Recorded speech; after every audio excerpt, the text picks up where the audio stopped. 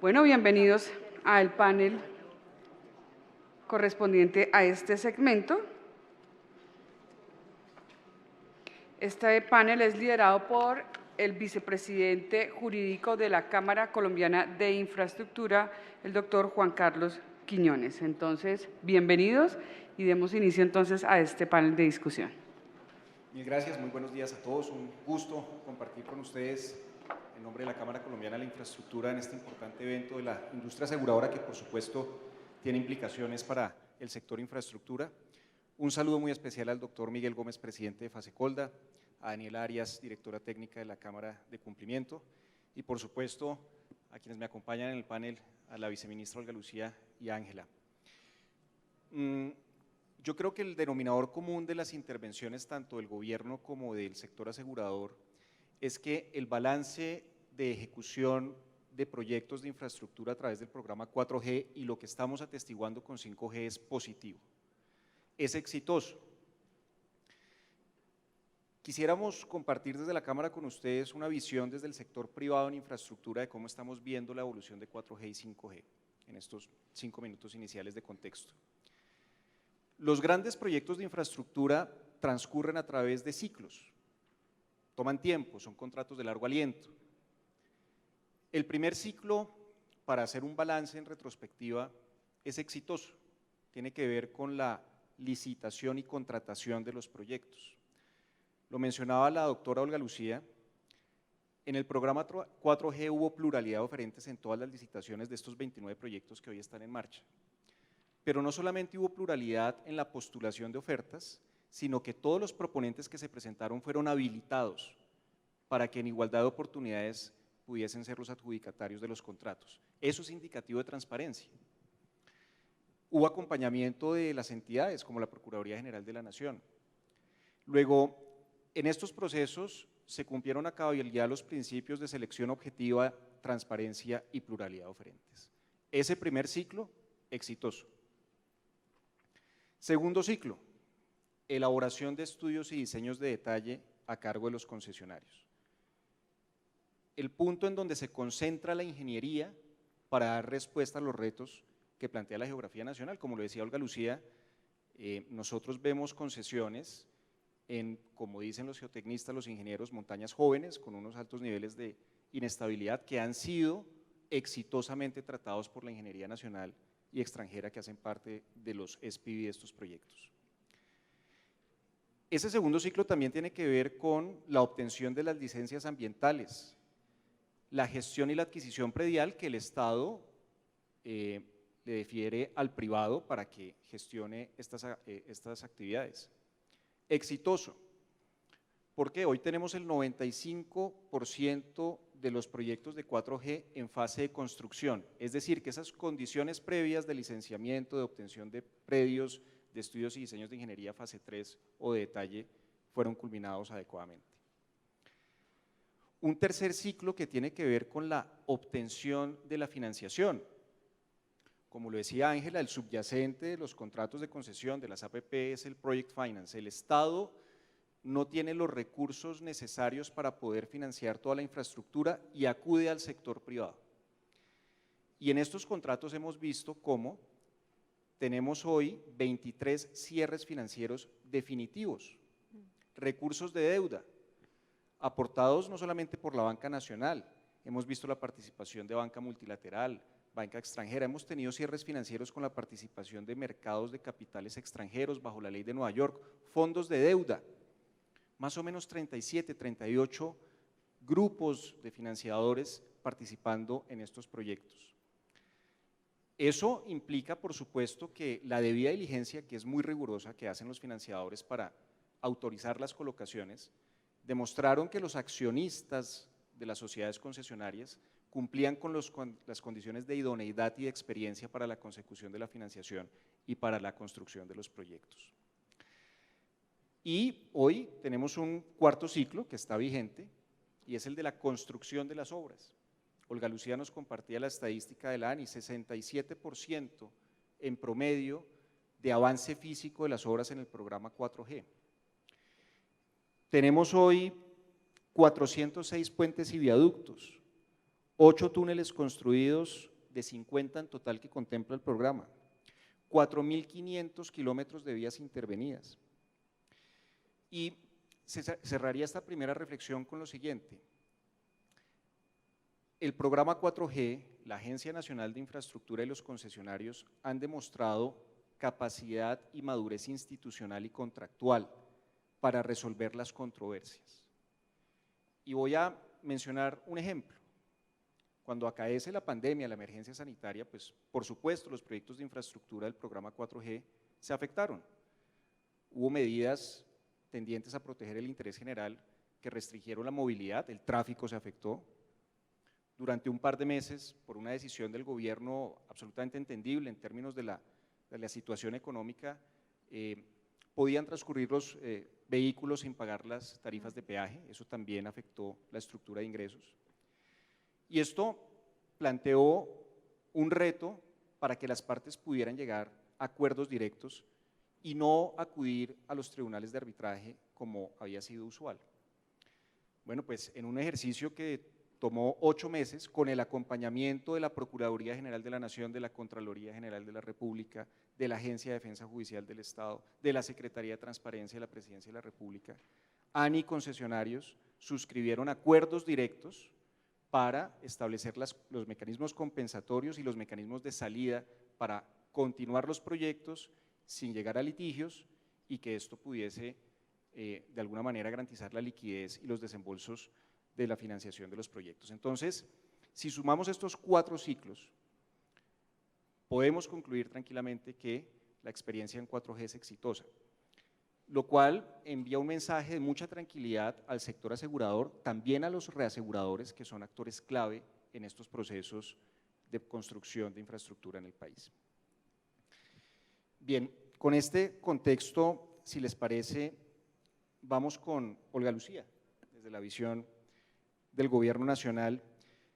Olga Lucía nos presentaba unos resultados impresionantes en términos de avance, cómo se destrabaron cuellos de botella que se presentaban a nivel predial, ambiental, en fin, el cuarto de crisis que conformaron con la ANI y con el sector transporte.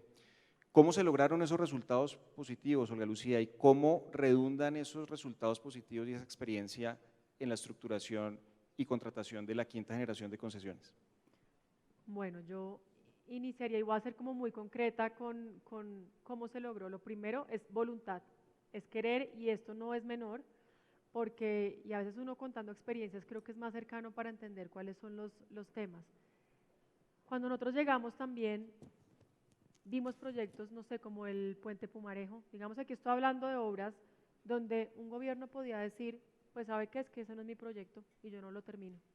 Pues aquí hubo voluntad y lo que tú decías ahora, entender que hay que construir sobre lo que había y reactivar y decir que vamos a terminar las obras. Esa voluntad fue un primer paso, porque sin eso realmente no podía seguir lo otro. Lo segundo que es de resaltar, y de verdad el mensaje es a que hay que seguir haciéndolo, es la articulación. Realmente ahora lo que veíamos es, si no se sientan en una misma mesa todos los actores, Autoridad de Licencias Ambientales, el ICAM para temas arqueológicos, dependiendo de la naturaleza del problema, digamos, no vamos para ningún lado. Entonces, ¿qué fue exitoso? Sentar a todos sobre la mesa y decirles, bueno, ¿cuál es el problema? ¿Cuál es el rol? Y realmente sacar entre todos adelante. Lo tercero, las comunidades. Realmente, hoy justo leía una nota que le hicieron a nivel internacional a la ministra, y realmente eso fue transformacional. Entender que las comunidades tienen que apropiarse de sus proyectos es clave para que los proyectos salgan adelante. Como lo mencionabas ahora, el problema social que tenemos hoy para los peajes, de verdad, una cosa es lo que uno ve en redes o uno puede ver en noticias, pero otra cosa es que uno se levante y le dijeran, le quemaron los peajes. Y realmente uno entiende a la comunidad, o sea, uno entiende que son frustraciones, que son cosas que llevan los años, que los proyectos no se terminan, pero realmente si no hay trabajo con la comunidad, primero, se politiza la discusión en torno a los proyectos de infraestructura y segundo, los proyectos no se hacen. Entonces hay que vincular a la comunidad y esto me lleva a otro ingrediente y es la transparencia y es el acceso a la información. Acá no teníamos, y también los invito, no teníamos unos sistemas de información abiertos al público donde pudieran ver quiénes son los accionistas, en qué está el proyecto, se publican las actas de interventoría de los contratos, no están sujetas a reserva.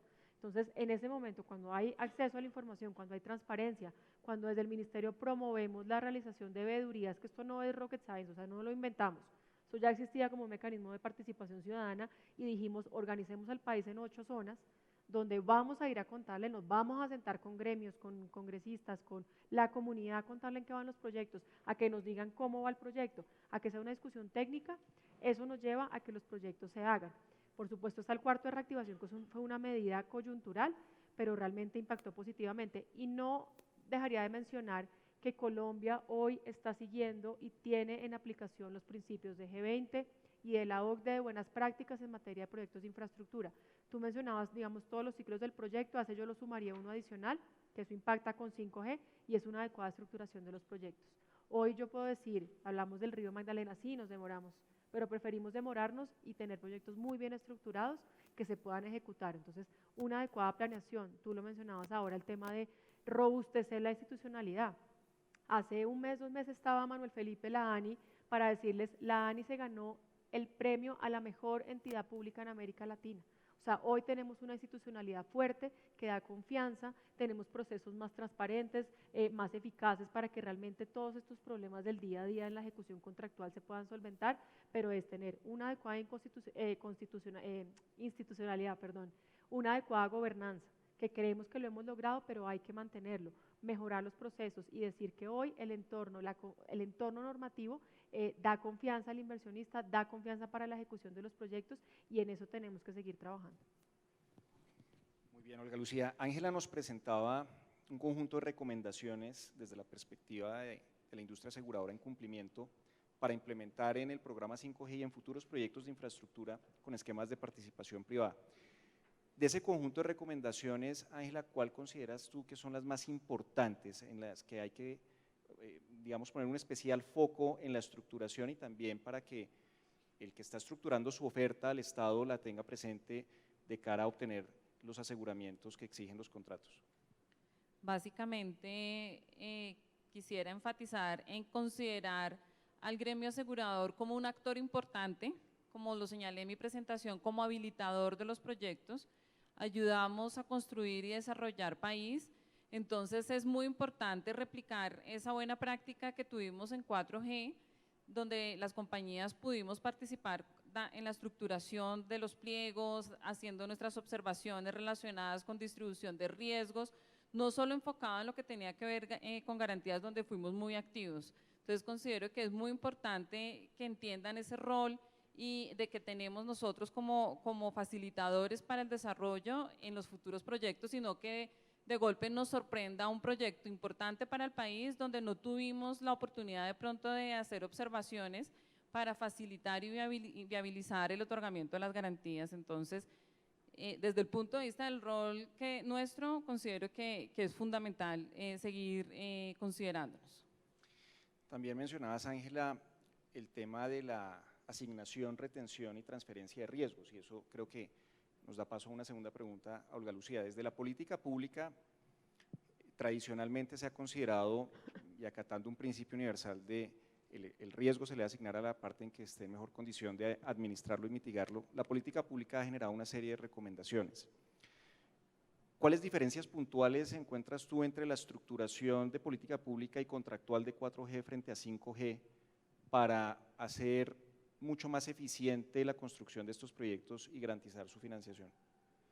Bueno, lo primero es decir que miramos lecciones aprendidas y creo que eso es clave porque no podemos repetir los errores que ya han pasado, entonces creo que esa es una gran transición entre lo que es 5G y 4G, ver precisamente cuáles fueron los errores o los principales problemas en la ejecución de los contratos para que luego se revisaran esta política de 5G. Entonces, primero, lecciones aprendidas y aprender de ese pasado. Y segundo, es que el principio es sencillo, digamos que creo que tú estuviste en todas las discusiones, pero este gobierno logró expedir documentos de política en materia de asignación de riesgos, primero diferenciando y teniendo en cuenta la realidad de los proyectos. Como les mencionaba ahora, la política general de asignación de riesgos estaba pensada en el modo carretero, y yo que el sector pues que me apasiona es el aéreo, yo decía, pero es que una unidad funcional no es lo mismo en un aeropuerto, y Héctor no me deja mentir que estuvo en varios de los procesos cuando yo estaba en el sector privado, realmente no tiene en cuenta la realidad. Entonces lo que hicimos fue entender que cada modo es diferente, entender que cada contrato es diferente y particularizarlo. Entonces por eso hoy tenemos COMPES para el modo fluvial, COMPES para el modo férreo y COMPES para el modo aeroportuario. Eso es como lo primero. Y lo segundo, ver las realidades. Es que en diferencias tenemos, por ejemplo, en los temas prediales, en los temas de… Hay cosas que realmente al privado se le escapa controlarlo y donde el Estado tendría una mejor manera de gestionar el riesgo. Entonces, en lo predial hay más un riesgo compartido, digamos, ahora. En los temas, hay un tema bastante importante y por lo que acabamos de vivir con una pandemia, y es el riesgo comercial, riesgo de liquidez. Entonces ahí 5G, por ejemplo, ahora tiene una figura nueva que se llama el soporte de ingresos. Eso es muy importante porque hoy vimos lo que tú mencionabas ahora, y si bien ya 4G consideraba el reconocimiento del diferencial de recaudo, aquí había muchos inconvenientes. Por ejemplo, hay uno que para el gobierno era grueso y era la presión fiscal que daba ese diferencial de recaudo, porque reconocía esa diferencia que podría haber entre el recaudo estimado y el real en los años 8, 13 y 18, si no estoy mal. Eso era generar una presión fiscal muy importante para el gobierno, pero además estaba afectando en cuanto a la liquidez del concesionario. Entonces, este soporte que se crea ahora lo que hace es que, entrada a la etapa de operación y mantenimiento, de manera anual, se pueda reconocer esa diferencia y sobre todo se mire el tema de la liquidez del concesionario. Ese fue, por ejemplo, uno de los grandes cambios, pero siempre atendiendo a la realidad, siempre sabiendo que van a haber situaciones, no sabemos si vamos a tener otra situación igual, pero que ya sabemos que puede pasar y que tenemos que atender a la realidad de los proyectos, y ese es uno de los cambios bastante importantes para la etapa de operación y mantenimiento, en el tema del riesgo comercial, en el tema del riesgo de liquidez, pero básicamente aquí 5G diría que es… y me volvería, digamos, a lo primero, y es esa sostenibilidad que buscamos en los proyectos. Una adecuada asignación de riesgos también nos da sostenibilidad en materia financiera, en materia jurídica, y esa es la gran visión que tenemos con 5G y con la política que sacamos en 5G. Muy bien, Ángela, por supuesto que el hecho de que las compañías aseguradoras hayan apostado por 4G implica que los reaseguradores también estaban muy atentos de cómo se estructuraban las condiciones para el otorgamiento de las garantías. ¿Cuáles fueron esos fundamentales que se tuvieron en cuenta en la estructuración de las garantías de cumplimiento que finalmente le dieron la tranquilidad a los reaseguradores para participar en el programa? Bueno, desde el punto de vista de la estructura financiera, los cierres financieros y sobre todo la vinculación de capital privado en el tema de los giros de los equities, como señalé durante mi presentación, la Ley de Infraestructura consideró a las APPs o SPVs como verdaderas personas jurídicas con vida propia, a las que se les empezaba a inyectar capital o equity propio de los accionistas, de manera que era ya de alguna manera capaz de asumir riesgos y de asumir obligaciones esa SPV o esa persona jurídica que se conformó. La inclusión de la divisibilidad de la garantía, como lo mencioné, claramente pues habilita el respaldo del reaseguro, que por ser riesgos tan importantes desde el punto de vista no solo de la construcción, lo que representa, sino desde el punto de vista de capacidades del sector, pues requiere el respaldo de reaseguro. Entonces, esa visibilidad de las garantías, que en una primera ola fue por las vigencias de las etapas, en la segunda y tercera ola ya se consideró la vigencia de las unidades funcionales, pues habilitó la participación de los reaseguradores. La fórmula de terminación que tiene el contrato también fue un habilitador para la participación del mercado internacional de reaseguro, dado que contemplaba dentro de esa fórmula de liquidación el valor de multas y sanciones que se le impongan al concesionario. Entonces, esas seguridades o esos anillos de seguridad que se involucraron dentro del marco contractual, pues facilitaron la obtención de ese respaldo de reaseguro. Perfecto, Ángela, nos quedan 5 minuticos, por supuesto si hay preguntas del público podríamos aprovechar, pero volvería con Olga para preguntarle en estos nuevos proyectos que se están adjudicando con una visión intermodal, me refiero por ejemplo al Canal del Dique, al APP del Río Magdalena, ¿Cómo están percibiendo ustedes al mercado? ¿Qué inquietudes han presentado alrededor de las estructuraciones? Y si nos puedes compartir un poco los cronogramas de cierre de estos proyectos, que me parece que es una información relevante para el auditorio. Yo creo que lo que más hoy los tiene inquietos es el tiempo, porque ya estamos de verdad corriendo para dejarlos adjudicados, pero nuevamente repito que la estructuración y lo convencidos que estamos en la adecuada estructuración de los proyectos hace que las observaciones, digamos, no hayan sido mayores de fondo en cuanto al proyecto mismo. Creo que trabajamos también con el mercado, con ustedes, en esa asignación de riesgos que nos permite hoy decir que para el caso puntual de Río Magdalena tenemos más de 4 interesados y realmente ese está pensado para estar adjudicado finalizando el mes de julio de este año.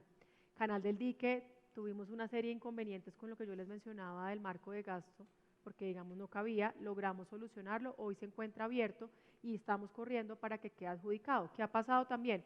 Si llegamos a recibir muchos comentarios asociados a, mire, necesito más tiempo para presentar mi propuesta, como nos pasó en el Río lo corrimos un mes, realmente, pero precisamente porque la petición vino de quienes están participando en el proceso. Pero básicamente ese ha sido como el gran tema, y más bien el mensaje que nosotros damos de cara a quienes están participando y a ustedes como mercado asegurador y reaseguradores, hay que vincularse con las comunidades. Realmente qué pena ser tan insistente, pero no nos vamos a cansar de decir eso, porque el proyecto no es este y por aquí el asegurador y por allá la comunidad, no.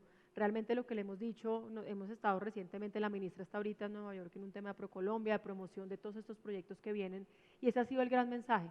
Tenemos que vincularnos con la comunidad, tenemos que vincular a la comunidad a los proyectos y el tema social, y más teniendo en cuenta la realidad que tenemos en el país en este momento, el entorno, digamos, sociopolítico, lo importante es que nos enfoquemos en las comunidades para que los proyectos puedan salir adelante. Y ahorita no lo mencioné en cuanto a qué ha mejorado, y creo que tú lo mencionabas ahora, y es el tema de consulta previa. Aquí tenemos un reto bastante importante. Si bien tenemos digamos, en la ley 1682 ya hablan que no se puede abrir un proceso a licitación si no tiene todas las consultas protocolizadas. Eso es un gran avance porque se minimiza el riesgo de tener luego durante la ejecución algún tema adicional. ¿Cuál es el gran reto? Y nosotros hemos venido tratando de trabajar con presión. Esto hay que regularlo. Lo que pasa es que esto tiene un componente también social importante. Se requiere consulta previa para la ley de consulta previa, digamos que eso ha sido toda una discusión, pero aquí hay que acotar muy bien el área de influencia, porque pasa lo que pasa hoy, es que aparecen un montón de comunidades que uno dice, pues, ¿en qué momento apareció? Hemos trabajado mucho con el Ministerio del Interior, con la Dirección de Consulta Previa, para que sea muy clara el registro de estas comunidades y que no vayan a aparecer luego más. Entonces, es acotar el área de influencia y temporalmente también lo que tú mencionabas.